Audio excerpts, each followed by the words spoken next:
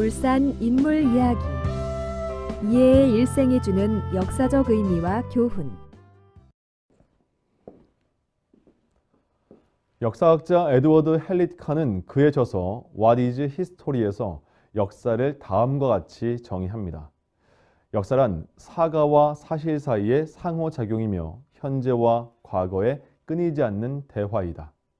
여기서 사가는 꼭 학자를 가리키지는 않습니다. 울산사에 진지한 관심을 갖는 어떤 울산 시민이 있다면 그도 사가라고 하겠습니다. 울산의 사가는 울산의 사실에 관심을 갖습니다. 이것에는 울산의 자연과 예술뿐 아니라 울산 인물도 포함됩니다. 울산의 사가가 관심을 갖는 울산 인물의 역사, 그것이 울산 인물사가 되겠습니다. 에드워드 헬릿 카의 정의를 차용한다면 울산 인물사란 울산 사가와 울산 인물 사이의 상호작용이며 현재와 과거에 끊이지 않는 대화입니다. 이 대화를 통해서 현재는 과거를 이해하게 됩니다. 현재가 과거를 이해한다는 건 현재가 과거와 서로 닿는다는 걸 의미합니다. 우리가 발 딛고 선 땅에 몇백 년 전 다른 사람들도 살아갔죠. 먹고 고뇌하고 사랑하고 선택하며 살아간 과거의 그들과 현재 우리가 역사를 통해서 연결되는 겁니다. 공동체성이 약화되고 이동이 잦고 먹고 살기에 바쁜 시대일수록 존재의 뿌리를 망각하기 쉽습니다. 이는 울산 고유의 문화 정체성과 문화 자산의 소실로 이어질 수 있습니다. 그러나 만약 울산 인물사의 덕분으로 현재가 과거를 더욱더 잘 이해하게 된다면 이러한 악순환을 멈추는 데에도 도움이 될 겁니다. 우리가 이해에 대한 관심을 가지는 까닭도 여기에 있다고 보면 되겠습니다. 이번 시간에는 현재가 과거와 어떻게 대화해 왔는지를 고찰하려고 합니다. 여기서 대화는 현재가 과거를 기억하고 그 의미를 찾는 행동으로 이루어집니다. 과거의 인물에 대한 기억 또는 그 인물이 가지는 역사적 의미를 찾는 행위는 본질적으로 현재의 상황에 따라 현재의 시각을 통해 이루어집니다. 동일 인물에 대한 기억과 그에 따른 의미도 시대에 따라서 다를 수 있는 겁니다.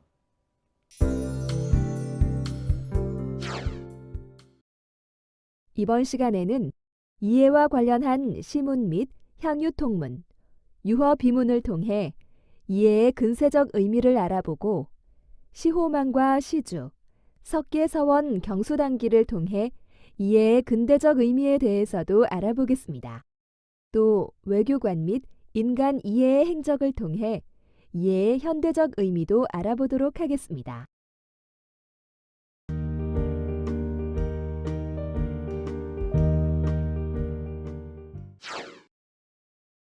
이해가 살았던 15세기 당대로부터 19세기 후반 근대의 문턱에 이르기까지 이해는 어떻게 평가되고 또 어떤 이미지로 어떻게 기억되었던 것일까요? 이에 답하기 위해 우리에게 주어진 정보는 많지 않습니다. 이에 생전에 쓰인 세수의 시문, 18세기 전반 울산 유림에 의한 향유통문, 19세기 후반 경주 부윤 이만운에 의한 이해 유허 비문이 그것인데요. 제한적인 정보나마 이를 종합하면 이 시대의 이해는 주로 충성, 의지, 애족 정신의 이미지로 기억되었습니다. 그 이미지의 재료는 대체로 대마도 필압과 유구국 사행을 크게 벗어나지 않았는데 교토까지 가서 일본 국왕을 만나고 왜구를 금합하는 등의 외교 업적과 그 과정에서 수행한 문화 교류 업적은 거의 다루어지지 않았다고 볼 수 있습니다. 이해가 살았던 당대인 15세기에 그가 가지는 의미는 그를 칭송하는 세수의 시를 통해 살필 수 있습니다. 처음 두 수는 1396년 대마도 필압 사건과 관련된 것이며 그 주제는 충성입니다. 임금이 임명한 군수가 왜구에 사로잡혀가는 황당한 위기 상황에서 조정은 향리 이해가 목숨을 걸고 대마도로 군수를 따라갔다는 보고를 받게 되는데 임금과 중신들은 큰 감동을 받았을 것으로 생각됩니다. 삼강오륜의 첫째가 군위신강일 정도로 임금을 향한 신하의 충성이 무엇보다 강조되던 조선시대였고, 특히나 왕조 개창으로부터 불과 4년이 지난 시기인 만큼 왕조의 정통성을 위해서라도 충성의 본보기를 백성들에게 내어놓을 필요도 있었을 것으로 보입니다. 이해를 칭송하는 시는 문절공 이행이 지었는데, 그는 예문관 대제학을 역임했던 고려 말부터 조선 초의 대학자입니다. 안타깝게도 이행이 지은 시의 내용은 전해지지 않았지만 원훈시의 운자를 차운하여 영의정 성성린과 영중추 부사 김수온이 지은 차운시는 남아 있습니다. 그 운자는 행, 명, 생, 명입니다. 원훈시와 차운시를 지은 세 명의 시인이 모두 당대 최고의 학자이자 최고의 관직에 있었음을 보면 당시 피랍 사건이 조선 사회에 얼마나 큰 반향을 일으켰는지를 알 수 있습니다. 두 시는 모두 오원율시, 즉 5자의 구 8개를 합쳐 40자로 된 시입니다. 세 수의 시 중 나머지 하나는 이해의 유구국 사행과 관련된 것인데, 그 주제는 위험을 무릅쓰고 유구국으로 간 이해의 의지와 애족정신입니다. 1416년에 유구국에 파견되었던 이해가 44명의 피로인과 함께 귀국하자 당시 영의정이던 성성린이 이를 기리는 시를 썼는데, 성성린의 시는 차운시로 원훈시는 현재 남아있지 않고 시인의 이름도 알 수 없습니다. 성성린의 차운시를 통해 원훈시의 제목과 운자를 알 수 있을 뿐입니다. 원훈시의 제목은 이해장군사 유구국시, 즉 이해장군을 유구국으로 보내는 시입니다. 성성린의 차운시는 그의 문집인 독국집에 실려 아직 전하고 있는데, 시의 제목은 차 이해장군사 유구국 시운, 즉 이해장군을 유구국으로 보내는 시를 차운하므로 맨 앞에 차와 맨 뒤에 운을 뺀 나머지는 원훈시의 제목과 같습니다. 애궁, 즉 곤궁함이 애통하다 함은 물론 붙잡혀간 피로인의 곤궁한 사정에 대한 말입니다. 이 시는 이해의 굳은 의지와 동족의 곤궁함을 아파하는 마음을 칭송하는 내용으로, 셋째 구에 의로운 일 앞두고 의지는 더욱 굳어지고와 넷째 구에 곤궁함이 애통하여 눈물 흘리네에서 시의 주제가 나타납니다. 굳은 의지와 애족정신, 이것이 바로 이 시에 나타난 이해의 이미지이며 이해가 성성린과 동시대인들에게 기억된 모습이라 하겠습니다. 이해가 죽은 지 약 300년이 지난 1737년, 이해를 배양하던 사당인 용현사가 남구의 은월봉 아래에 세워졌습니다. 이는 울산 유림의 공의에 의한 것으로 사당 건립의 취지를 울산의 선비들에게 알리며 동참을 권했던 향유통문이 현재까지 남아 전해지고 있습니다.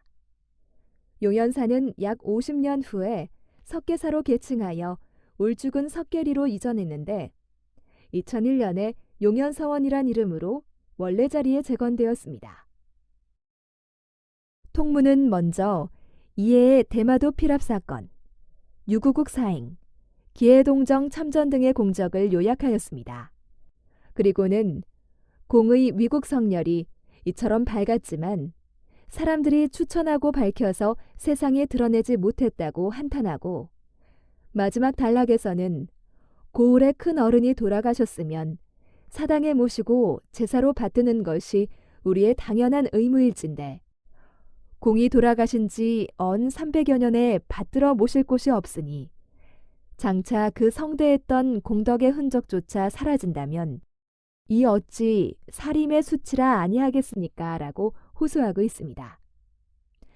통문에 나타나는 이해의 이미지는 국가를 지키려는 뜨거운 마음, 즉 충성이 주조를 이루고 있는데, 이것이 바로 당시 울산의 유림들이 이해를 기억하고 기념하고자 했던 이미지이며 역사적 의미인 것으로 보입니다. 1872년에는 이해의 유허 비문이 지어졌습니다. 이해의 유허비는 비강 내부에 들어있으며 이해의 출생지인 멍정, 지금의 울산광역시 중구 태화동에 위치하고 있습니다. 멍정은 한자로 마릉정으로 표기되며 현재는 발음을 순화하여 명정으로 불리고 있습니다. 1872년 당시 울산군을 관할하는 경주 부윤이었던 이만훈이 쓴 비문이 유허비에 새겨져 있는데 이 비문은 중국에서 널리 알려진 충신의 고사를 들어 이해의 경우와 비교하고 있습니다. 그 내용을 살펴보면 흉노에 잡힌 명나라 황제 영종 혹은 진나라 감옥에 갇힌 위나라 성공을 살리기 위해서라면 원빈 혹은 영무자 등 측근 신하가 나설 수 있다. 이와는 달리 고작 3년 임기를 마치면 울산을 떠나 다시 만나지 않게 될 울산 군수는 이해와 군신 지의로 맺어진 관계도 아니다. 더구나 이해는 아직 어린 나이로 일개 기관에 신분해 있었다. 이에 필압 사건에서 드러난 충절은 그만큼 더 특별히 칭송되어야 한다라고 되어 있는데요. 이 비문에서 이만훈이 말한 수충탁절, 즉 남다른 충절이 바로 유허비에서 나타난 이해의 역사적 의미라 할 수 있습니다.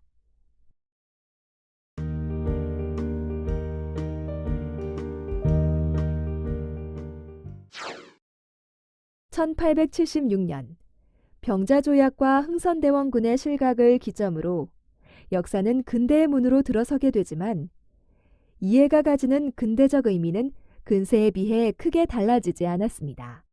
그러나 1910년에 이해가 받은 시호의 시주, 그리고 1915년에 복원된 석계서원의 경수당기는 상당히 의미 있는 정보를 담고 있는데요. 이를 종합해보면 이 시기에 이해가 가지는 의미는 충성과 의지, 신의로 요약할 수 있습니다. 1910년 조정은 이해에게 충숙이라는 시호를 내립니다. 앞서 살펴본 이해의 근세적 의미에서 그를 재조명하고 의미를 부여한 주체가 조정의 중신, 울산 유림, 경주 부윤 이만훈이었다면 이와는 달리 시호를 내리는 행위는 임금이 그 행위의 주체가 되는 것으로 이해가 가지는 의미가 국가에 의해 공식적으로 재조명된 것은 이때가 처음이었습니다. 시호는 죽은 후에 바로 내리는 경우가 대부분이나 이해와 같이 시간이 지나 후대에 시호를 내리는 경우도 있었는데 이를 추시라 합니다. 추시는 대부분 종 2품 이상의 벼슬에 있는 사람의 죽은 아버지, 할아버지, 증조부나 후대에 와서 학덕이 빛난 선비들에게 주어졌는데 이해의 시호장, 즉 시호를 내리는 칙명에는 이해의 벼슬이 자헌대부, 지중추부사, 세자좌빈객으로 되어 있습니다. 이는 정 2품의 벼슬이며 생전 벼슬이었던 종 2품 동지중추 원사보다 한 품계 높은 벼슬로 이해의 사후 어느 시점에 혹은 시호를 받으면서 추증된 것으로 보입니다.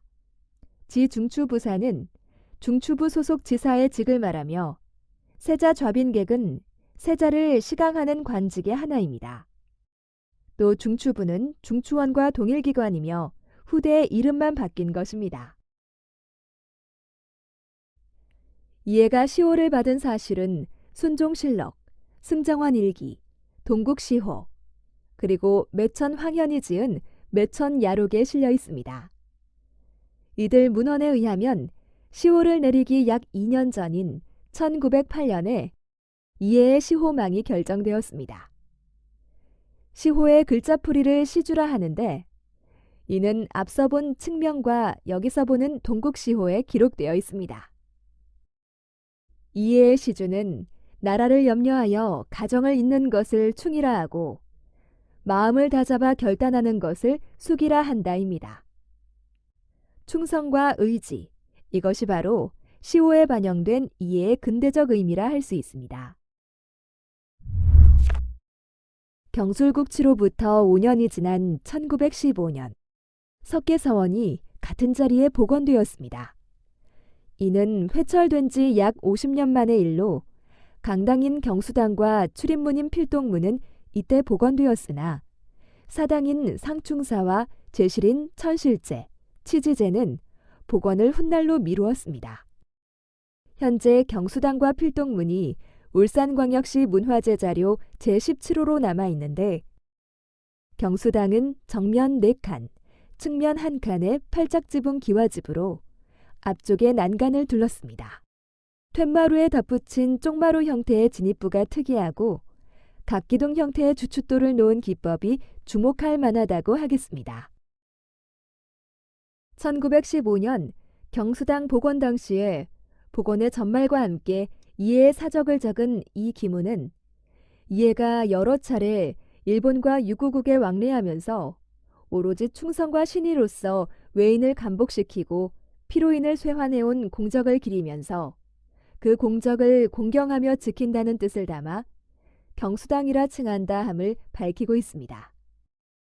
이 기문에 나타나는 이해의 이미지는 이해의 충성과 신의를 주조로 하고 있습니다.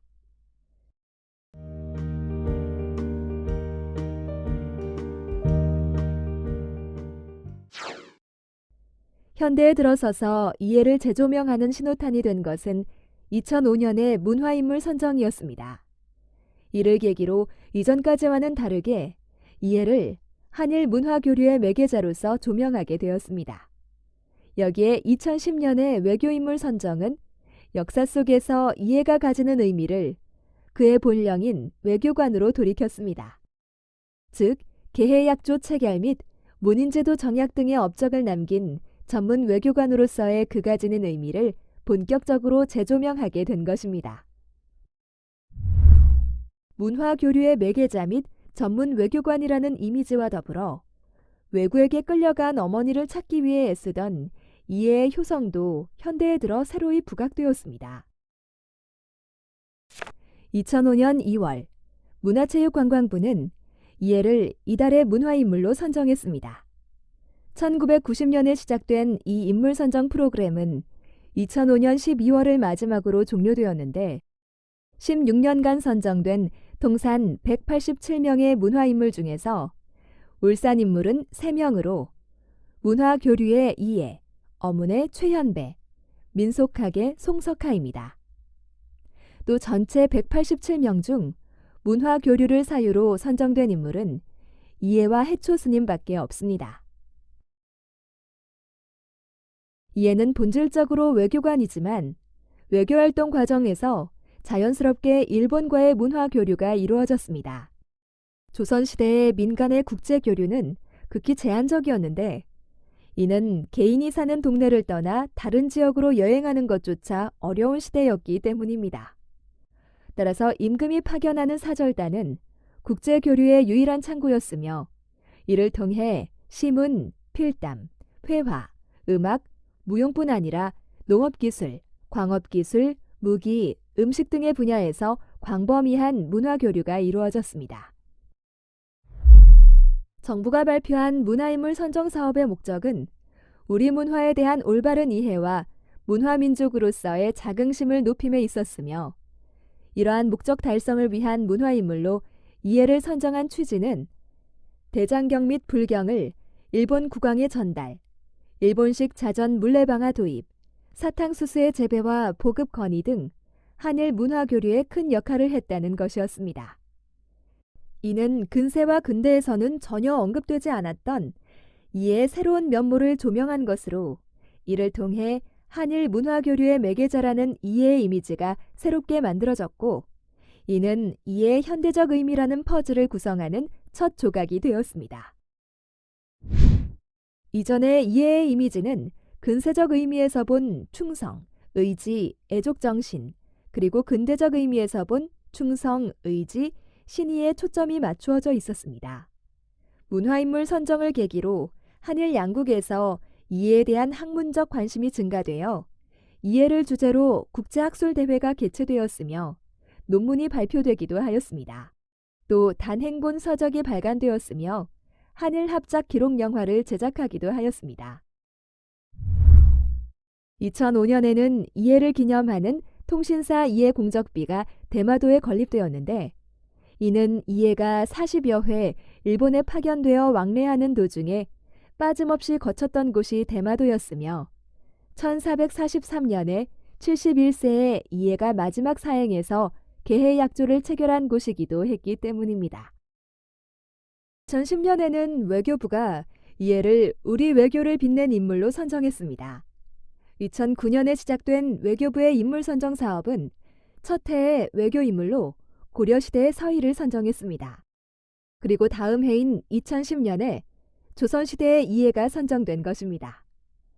정부의 공식 발표에 의하면 외교 인물 선정의 목적은 외교 일선에서 국익을 증진시킨 사례를 역사 속 인물을 통해 재조명함으로써 우리 외교에 대한 국민들의 자긍심을 높이고자 하는 데에 있으며 정부가 발표한 이해의 선정 취지는 첫째, 조선 초 한일 관계의 근간이 되었던 개해 약조 체결에 공헌하고 40여 회에 걸친 일본 파견을 통해 667명의 조선인 귀환을 성사시키는 등 근대 이전 우리 외교사에 있어 대일 외교를 주도한 전문 외교관이며 둘째, 험지에서 국익 증진과 국민 보호를 위해 평생 헌신한 인물로서 옛 우리 외교관의 전형을 제시했다는 것입니다. 이 선정 취지를 살려 외교부 산하의 국립외교원에는 외교부 장관 명의로 이해의 동상이 세워지기도 했습니다. 외교인물 선정은 외교관 이해라는 이미지를 드러내는 효과를 가져왔습니다. 외교관은 이해라는 인물의 본질에 해당하지만 외교부의 인물 선정 이전까지는 그의 업적을 기리기 위한 배경의 역할을 하면서도 부각되거나 집중되지는 않았었습니다. 그러나 당시의 외교인물 선정은 외교관 이해라는 이미지를 되살려내었고 이해의 현대적 의미라는 퍼즐을 구성하는 둘째 조각이 되었습니다. 2017년 울산광역시장 고시에 의해 신설 국도 7호선이 이해로로 명명되었습니다. 북쪽 농소에서 남쪽 웅촌까지 달리는 울산에서 가장 큰 간선도로에 울산인물 이해의 이름을 붙이게 된 것인데요. 북구, 중구, 남구, 울주군이 현황 자료를 제출하고 울산광역시가 이를 검토한 후에 주민 의견을 수렴하고 울산광역시 도로명 주소위원회의 심의를 거쳐 울산광역시장의 고시에 이르게 되었습니다. 2018년에는 행정안전부 장관 고시에 의해 울산에서 부산, 양산 접경에 이르는 도로가 통신사로로 명명되었습니다. 이 도로는 부산광역시, 경상남도, 울산광역시의 3개 광역자치단체를 통과하기 때문에 행정안전부 장관이 그 명명의 주체가 되었는데 3개 광역자치단체의 의견을 제출받고 주민 의견을 수렴한 후에 중앙도로명 주소위원회의 심의를 거쳐 도로명이 결정되었습니다. 이로써 총 연장 42.6km의 신설국도 7호선이 이해와 통신사의 이름으로 탄생했습니다. 이 길은 이해를 비롯한 조선시대 통신사들이 서울을 출발하여 충주, 경주를 거치고 농소, 옥동, 웅촌, 양산을 지나 부산으로 걷던 옛 길과 궤를 같이 하고 있습니다. 행정안전부 장관 고시를 보면 조선통신사가 지나갔던 옛길을 기리고자 명명한다고 도로명 부여 사유를 명시하고 있습니다. 울산광역시 역시 그 즈음 배포한 보도자료를 통해 울산 출신으로 우리나라 외교사에 탁월한 공적을 남긴 이해 선생의 발자취를 언급하였습니다. 이러한 사실에 비춰보았을 때 이해로 및 통신사로의 명명은 탁월한 공적을 남긴 통신사라는 이해의 이미지를 반영하고 있으며 이해의 현대적 의미의 세 번째 퍼즐 조각을 제공합니다. 일본 기후현 다카야마시에서는 2012년부터 매년 이해의 효성을 주제로 하는 연극이 공연되고 있는데 이 연극의 제목을 구격하면 이해, 어머니를 찾아 파도를 헤치고 일본으로 향한 남자입니다. 우리나라에서는 2017년과 2018년 이해를 주제로 창작 뮤지컬을 제작하여 울산 문화예술회관에서 공연하였습니다. 제목은 이해, 그 불멸의 길이며 이충호 작가가 쓴 같은 이름의 소설을 원작으로 한 뮤지컬입니다. 이 뮤지컬은 이해의 효성에 초점을 맞추었는데 이는 뮤지컬을 소개하는 리플렛에 실린 시놉시스가 울산에서 어머니와 살아가던 이해로 시작하여 시놉시스의 끝 역시 이해는 어머니의 환영을 보다 지팡이를 놓치고 쓰러진다. 그리고 죽음을 맞는다로 되어 있다는 사실을 통해서도 알 수 있습니다. 15세기 이래 이해를 기억하고 의미를 부여하는 과정에서 활용되었던 매체는 다양합니다. 그런데 이 매체들이 다룬 이해의 이미지는 충성, 의지, 신의, 애족정신, 문화교류, 외교업적이 주조를 이루었습니다. 이를 넘어 효성이라고 하는 이미지에 포커스를 맞춘 것은 연극 및 뮤지컬이 처음이었으며 이에 따라 효성 역시 이해가 가진 중요한 현대적 의미임을 알 수 있는 마지막 네 번째 조각이 됩니다. 지금까지 학습한 내용을 문제를 통해 확인해 보겠습니다. 문제를 잘 읽고 정답을 선택해 주세요. 본 문제는 온라인 연수원 형성평가 문제 중 일부를 출제하였으므로 학습 시 진도평가에 도움이 됩니다.